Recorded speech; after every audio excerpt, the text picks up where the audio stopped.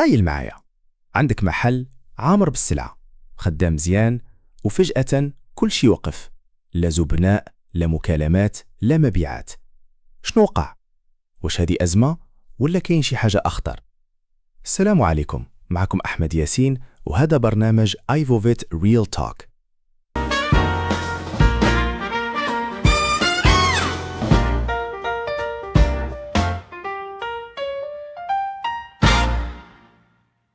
اليوم غنهضروا على واحد الموضوع مهم بزاف، موضوع كيعيشوا بزاف ديال المغاربة ولكن قليل اللي فاهموا.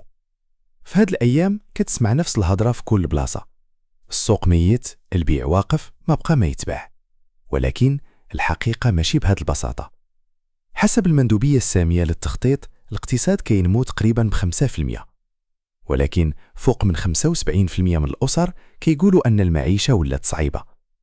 كيفاش ممكن هادشي يكون صحيح في نفس الوقت؟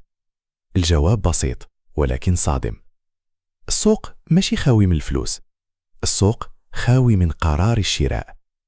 بنك المغرب كيقول التضخم هبط تقريبا ل1.8%، ولكن واش الأسعار نقصات؟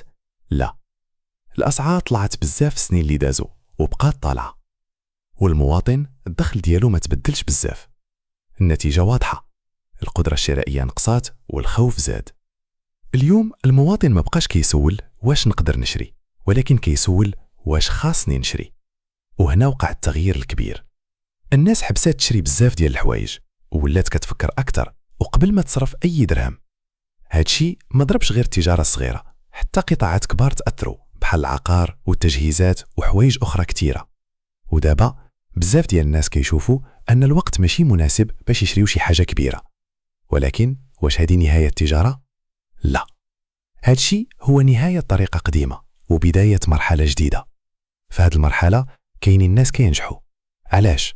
حيت فهموا التغيير، فهموا أن الزبون تبدل، وفهموا أن خاصهم يتبدلوا حتى هما. اليوم القيمة ما بقاتش في المحل الكبير، القيمة في الحل السهل والثمن المناسب والقرب من الناس.